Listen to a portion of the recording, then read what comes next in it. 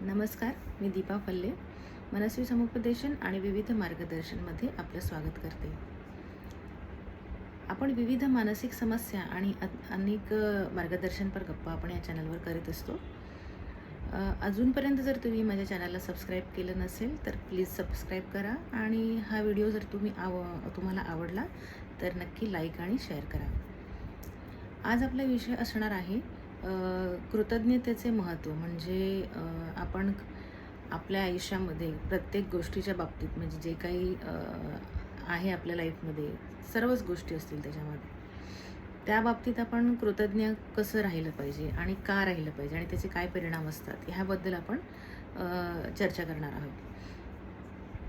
तर बऱ्याच लोकांना अशी सवय असते की तक्रार करण्याची सवय असते. सतत ते त्यांच्या आयुष्यामधल्या अनेक ॲस्पेक्ट्सबद्दल तक्रार करीत असतात. म्हणजे मला माझ्या मनासारखा जॉब नाही आहे, मला माझ्या मनासारखं मला शिकता आलं नाही, किंवा मला मला जसं हवं तसं मला घर नाही आहे, किंवा मी अमुक एका व्यक्तीसारखी सुंदर दिसत नाही, किंवा माझे केस तसे नाहीत, किंवा माझी स्किन तशी नाही, माझी बॉडी तशी नाही, किंवा जे काही, किंवा मला हवं तितकं मी कमवत नाही, मी ही वस्तू घेऊ शकलो नाही, ती वस्तू घेऊ शकलो नाही, माझी गाडी अशी नाही. अनेक बाबतीमध्ये, किंवा माणसांच्या बाबतीत पण असतं की माझी आई अशी नाही आहे मला हवी तशी, किंवा माझे वडील असे आहेत, किंवा माझी मुलं अशी निघाली, किंवा माझा नवरा किंवा माझी बायको अशी आहे. म्हणजे अनेक गोष्टींबद्दल आपल्याला तक्रार करायची सवय असते. ही लहानपणापासूनच आपल्याला तशी सवय लागलेली असते, किंवा आपल्या आजूबाजूला पण तशी माणसं पाहिलेली असतात लहानपणापासून, किंवा आपल्याला तसे आपण पाहिलेलं असतं लोकांचं वागणं, की ज्यामुळे आपल्याला तशी सवय लागते तसं तक्रार करण्याची, किंवा तसं आपल्याला मिळूनसुद्धा आपण त्याच्याबद्दल कृतज्ञ न राहता आपण तक्रार करीत राहतो. पण त्यामुळे काय होतं की आपल्याला खरं तर आपल्याला आपल्या योग्यतेप्रमाणे सर्व गोष्टी बरोबर मिळालेल्या असतात. आपल्या योग्यतेप्रमाणे आणि आपल्या प्रयत्नांप्रमाणे आणि आपल्या ज्ञानाप्रमाणे आपल्याला सर्व काही मिळालेलं असतं. पण तरी देखील आपण समाधानी नसतो, किंवा आपण आनंदी नसतो, किंवा आपल्याला हव्यास जास्त असतो की नाही अजून म्हणजे हे आणखीन पाहिजे, किंवा हे इतकं सफिशियंट नाही, इतकं मला पुरेसं नाही, मला आणखी हवं. मग ह्या आणखीच्या नादात आपण काय करतो, जे मिळालं आहे त्याचीही आपण किंमत करत नाही, त्याच्याहीबद्दल आपण देवाचे आभार मानत नाही किंवा कृतज्ञ राहत नाही. पण ह्यामुळे काय होतं की आपण निगेटिव्हिटी अट्रॅक्ट करतो, किंवा आपण आनंदी आनंदी नाही असं आपण व्यक्त केल्यामुळे सतत, किंवा आपण नकारार्थी बोलत राहिल्यामुळे आपण भविष्यामध्ये आपण चांगल्या गोष्टी अट्रॅक्ट करत नाही. म्हणजे युनिवर्ससुद्धा असं आपलं ऑब्झर्वेशन करीत असते, आणि युनिवर्ससुद्धा हे बघत असते की आपण या माणसाला एवढ्या गोष्टी दिल्या, किंवा हे सगळं आपण दिलं आहे, पण तरी देखील हा माणूस तक्रार करतो, किंवा तरी देखील हा माणूस म्हणतो की मला हेच नाही मिळालं, मला तेच नाही मिळालं. तर मग आता मग हा नकारार्थी म्हणतोय की माझ्याकडे हेच नाही आहे, हेच नाही आहे. तर मग ते नकारार्थीच घडत राहतं फ्युचरमध्ये. आपण तेच ॲट्रॅक्ट करतो. तेच आपण युनिवर्सकडे मागतो की नाही आहे, नाही आहे तर नाही आहे, नाही आहे तर नाही आहे, मग तुला नाही मिळणार असं. तर असं न करता आपण जेव्हा कृतज्ञ राहू, आपण थँकफुल राहू, जितकं आपण युनिवर्सकडे आपण थँकफुल राहू की नाही मला तू खूप दिलंस, तुला सगळं कळतं, मला काय हवं आहे, माझा आनंद कशात आहे हे तुला माहिती आहे, आणि तू ते कर, जे माझ्यासाठी जे योग्य असेल ते तू नक्की करणार, ह्याच्यावर माझा पूर्ण विश्वास आहे. असं आपण जेव्हा युनिवर्सकडे बोलत राहू, तेव्हा न सांगता, न मागता, तक्रार करता आपल्याला हव्या त्या गोष्टी आपोआप आपल्याला मिळत जातात आयुष्यामध्ये. हे एक सूत्र आहे, किंवा हा एक फॉर्म्युला आहे असं म्हणू शकता आपण, की अर्थात प्रयत्न तर करायलाच पाहिजे. असं नाही की तुम्ही म्हणाल की दे रे हरी खाटल्यावरी, असं होत नाही. प्रयत्न तुम्हाला नक्कीच करावे लागतात, कष्ट तुम्हाला नक्कीच करावे लागतात, त्यात काहीही वाद नाही. पण तुमच्या केलेल्या कष्टाला आणि तुमच्या केलेल्या प्रयत्नाला योग्य तो मोबदला तुम्हाला आयुष्यामध्ये नक्की मिळतो. पण त्यासाठी तुम्हाला सकारात्मक राहणं अत्यंत गरजेचं आहे. मिळूनसुद्धा आपण जेव्हा तक्रार करत करत राहतो तेव्हा आपण युनिवर्सकडे निगेटिव्ह मेसेज आपण पोचवत असतो, नकारार्थी संदेश आपण पसरवत असतो युनिवर्समध्ये, आणि तोच फिरून पुन्हा आपल्याकडे येत असतो. आपल्याला आपण स्वतःला असं सांगत राहिलं पाहिजे की नाही, की मला जे काही मिळालं आहे ते खूप चांगलं आहे आणि त्याच्यात मी खूप समाधानी आहे, खूप आनंदी आहे आणि इथून पुढे देखील चांगलंच घडत राहणार असा मला विश्वास आहे. असं आपण जेव्हा बोलत राहू तेव्हा आपल्या बाबतीत चुकीच्या गोष्टी न घडता आपल्या बाबतीत योग्य त्या गोष्टी घडत जातील, किंवा आपल्याला आपण ज्या गोष्टी डिझर्व करतो त्या आपल्याला मिळत जातील. आणि त्याचबरोबर त्या गोष्टी जेव्हा मिळतात, त्या गोष्टी मिळाल्यानंतर आपण त्याबद्दल गर्व न बाळगता, किंवा आपण स्वतःला दुसऱ्यांच्या समोर आपण स्वतःला मी खूप ग्रेट आहे, मी खूप मोठा आहे, किंवा मी खूप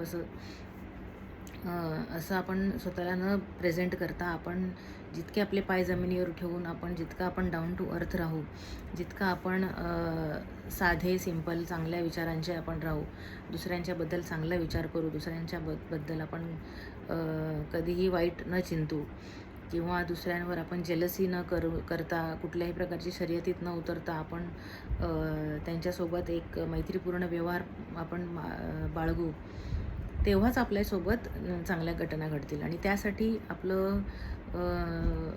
आपली जी विचारसरणी आहे ती थोडी आपल्याला ब्रॉड ठेवावी लागते.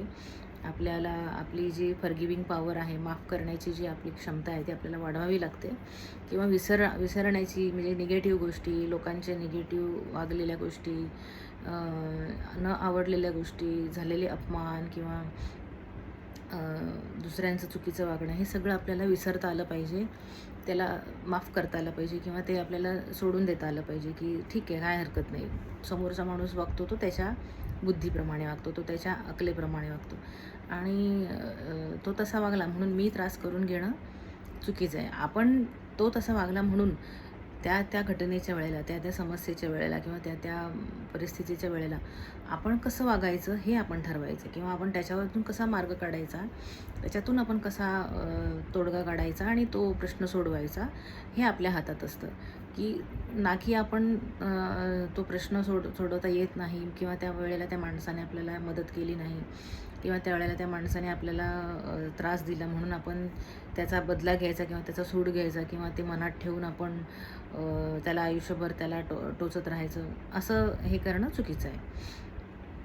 आपण म्हणायचं की ठीक आहे, ती व्यक्ती किंवा त्या घटनेच्या वेळेला त्या व्यक्तीकडून किंवा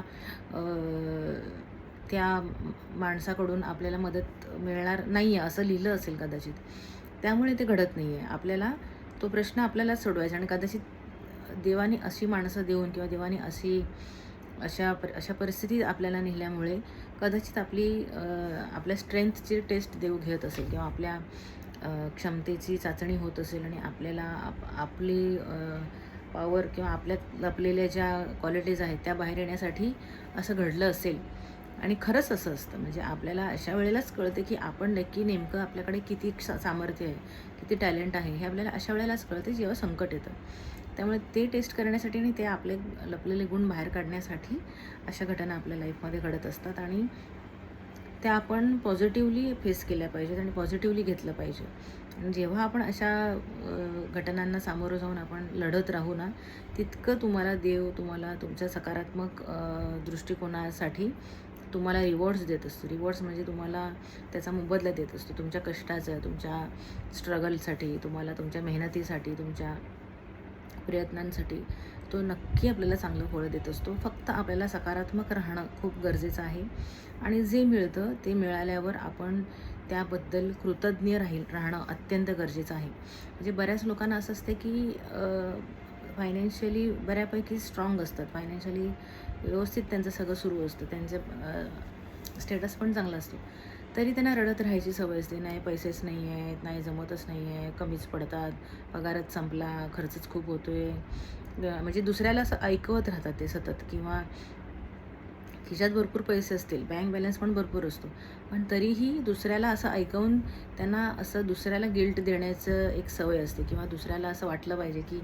बाबा खरंच याची परिस्थिती की गरीब आहे की काय, किंवा असं, किंवा एक त्याला असं म्हणू शकतो की डिफेन्सिव्ह मोड. म्हणजे ते सतत एखाद्या इनसिक्युअर मानसिक अवस्थेत असतात, की त्यांना असं वाटत राहतं की मी जर असं रडून नाही दाखवलं किंवा मी जर असं खोटं खोटं मी स्वतःचं मी नाही हे केलं, मांडलं, तर लोक मला फसवतील किंवा लोक माझ्याकडचे पैशांचा गैरफायदा घेतील किंवा माझ्याकडे पैसेच असं नाही, बाकी कुठलीही पण गोष्ट असेल, त्यांचा वेळ असेल, त्यांचा पैसा असेल, त्यांचं नॉलेज असेल, त्यांची बुद्धी असेल किंवा त्यांचे एफर्ट्स असतील, सगळंच म्हणजे, तर त्याचा गैरफायदा घेतला जाईल की काय, मग लोक मला त्रास देतील, मग मला, म्हणजे ते इनसिक्युअर असतात असे लोक खूप, म्हणून ते सतत असे डिफेन्सिव्ह मोडमध्ये असतात. पण ह्या नादात त्यांच्याकडून एक चूक होते की हे स्वतःला सिक्युअर ठेवण्याच्या नादात ॲक्च्युली असे लोक, असे काही जरुरी नाही की हे लोक सिक्युअर राहतीलच, त्यांना जो काही त्रास व्हायचा तो होतच असतो. पण असं डिफेन्सिव्ह राहिल्यामुळे किंवा असं नकारार्थी राहिल्यामुळे एक त्यांच्याकडून त्यांचं नुकसान होतं. ते म्हणजे ते युनिवर्समध्ये निगेटिव्ह मेसेज पोचवत राहतात. म्हणजे युनिवर्स पण म्हणतं की अरे ह्या माणसाला तर मी इतकं दिलं आहे, ह्या माणसाला तर इतकं मी फायनान्शियल स्ट्रेंथ दिली, तरी हा माणूस रडतो आहे, तरी हा व्यक्ती म्हणतो आहे की माझ्याकडे पैसेच नाही आहेत, माझ्याकडे हेच नाही आहे, असं तसं, म्हणजे निगेटिव्ह. तर मग आता मी ह्याला का देऊ? ज्या माणसाला मी दिलेल्या गोष्टीची किंमत नाही आहे, तर त्याला मी आता का देऊ इथून पुढे?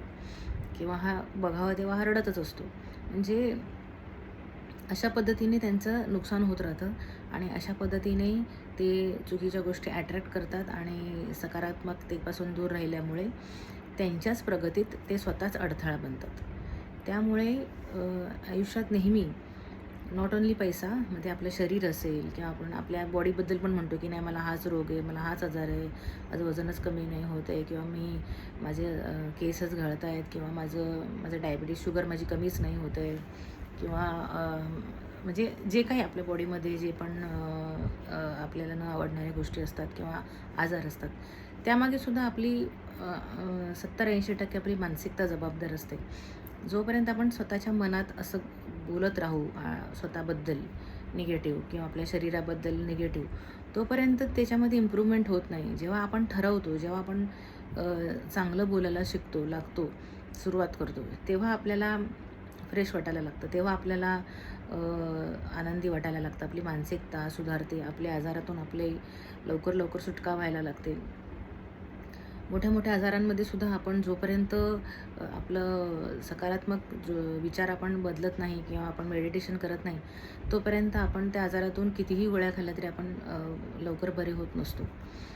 मानसिकता ही अत्यंत महत्त्वाची गोष्ट आहे आपल्या शरीराच्या बाबतीतसुद्धा, आणि तेच मग आपण अट्रॅक्ट करतो. जो माणूस म्हणतो की नाही माझे गुडघेच दुखतात, माझी शुगरच कमी नाही होत, मग त्या माणसाचे आणखीन गुडघे दुखतच राहणार. म्हणजे तो युनिवर्स म्हणते की तू गुडघे दुखतात म्हणून तू बसलाच नाही का जागी, तर तू आता आणखीन तुला म्हणजे तुझी इच्छाच नाही आहे, तुला असं वाटतच नाही की तू बरं व्हावंस, तू फिरावंस, तू प्रयत्नच नाही करत, तू दुखते म्हणून तू अजिबातच चालत नाहीस, तू प्रयत्न कर थोडासा, तू थोडं चाललं पाहिजे, असं युनिवर्सला अपेक्षा असते, पण आपण तसं करत नाही. मग ते आणखी ते प्रॉब्लेम वाढत जातो आपला शारीरिक. शुगरच्या बाबतीत पण तसंच आहे. बऱ्याच लोकांना गोड खायला मिळत नाही म्हणून ते दुःख घेऊन बसतात, कुरवाळत बसतात. पण ह्याच्यामुळे काय होतं की आणखीन आपण त्या प्रॉब्लेम्सना अट्रॅक्ट करतो. आपण त्याचा वे आउट काढत नाही किंवा आपण त्याच्यावर दुसरं काहीतरी आपण पर्यायी मार्ग काढत नाही किंवा आपण त्याच्यातून बाहेर पडण्यासाठी प्रयत्न करत नाही. त्यामुळे मग आपले प्रॉब्लेम्स सॉल्व्ह न होता ते वाढत जातात. तर फायनान्शियल असेल, मेंटल असेल, शारीरिक असेल किंवा आपल्या करिअरच्या बाबतीत असेल किंवा रिलेशनशिपच्या बाबतीत असेल, सर्व बाबतीत जोपर्यंत आपण आपला निगेटिव्ह अप्रोच बदलत नाही किंवा आपण कृतज्ञ राहत नाही, जे काही आपल्याला मिळाले, ज्या आपल्या लायकीप्रमाणे, आपल्या योग्यतेप्रमाणे, आपल्या गरजेप्रमाणे आपल्याला मिळालेलं असतं. ते नाती असतील किंवा फायनान्शियल स्टेटस असेल, नोकरी, व्यवसाय, करिअर, हेल्थ, सर्व काही आपल्याला आपल्या योग्यतेप्रमाणेच आपल्याला मिळालेलं असतं आणि त्याबद्दल कृतज्ञ राहणं हे एकमेव